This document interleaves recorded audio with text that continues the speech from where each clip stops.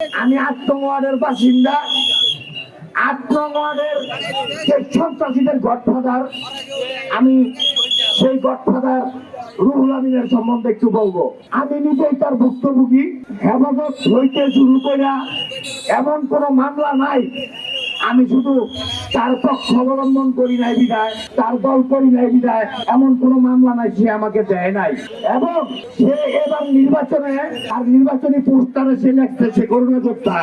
আমি আপনাকে রুহুল আমিন মোল্লা সাহেব, আমি আপনাকে চ্যালেঞ্জ করে বলতে চাই, প্রতিটা লাশ দাফন করেছি এই মুফাজ্জল হোসেন আনোয়ার। আপনি কোথাও যান নাই, আপনার লজ্জা হওয়া উচিত। আপনি যখন লিখেছিলেন আপনি করোনা যোদ্ধা, আমরা করোনা কালে লাশ দাফন করছি, সবকিছু করছি আল্লাহকে রাজি খুশি করার জন্য, পাবলিকের ভোট পাওয়ার জন্য করি নাই।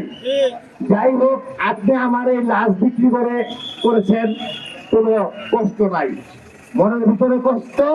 এই করোনা চলাকালীন সময়, মানে করোনার কিছুদিন পরে আপনি আমার বাড়ির ড্রেনেজ লাইন বন্ধ করে দিয়ে আমার বৃদ্ধ বাবাকে এবং আমার বৃদ্ধ মাকে 3টি মাস পানির ভিতরে, ঘরের ভিতরে, আমার ঘরের ভিতরে হাঁটু সমান পানি। আমি আমার এই পানি বের করার জন্য বিজ্ঞ জলকোট থেকে আদেশ আনছি, আপনি সে আদেশ ঢিলা করে ফেলে দিয়েছেন। আবার আদেশ আনছি, আবার সেটাকে ফেলে দিয়েছেন। আজকে আপনি কোথায়? আপনার যে সন্ত্রাসীদের দিয়ে আপনি এগুলি করিয়েছিলেন তারা কোথায়? আপনার এই কষ্টের কারণে বুকে বুকে আমার মা মৃত্যুবরণ করেছে। আমি হত্যা মামলা দায়ের করতে পারতাম, কিন্তু করিনি। কাউন্সিলরের দোসরদের বলছি, আপনারা এখনো যারা যার যার এলাকায় অবস্থান করে এখনো বিভিন্ন ভাবে আমাদের হুমকি ধমকি দিচ্ছেন, এখন আপনারা আমাদের হুমকি ধমকি দিচ্ছেন। আমরা কিন্তু আপনাদের বলছি যে আপনারা আমাদের বাসায় গিয়ে খাওয়া দাওয়া করবেন যদি আপনাদের সমস্যা হয়। আপনাদের চা পান সিগারেট আমরা খাওয়াবো। আপনাদের আমাদের যদি আগে 20 টাকা পকেট খরচ ছিল, এখন বাজেট করছি 40 টাকা।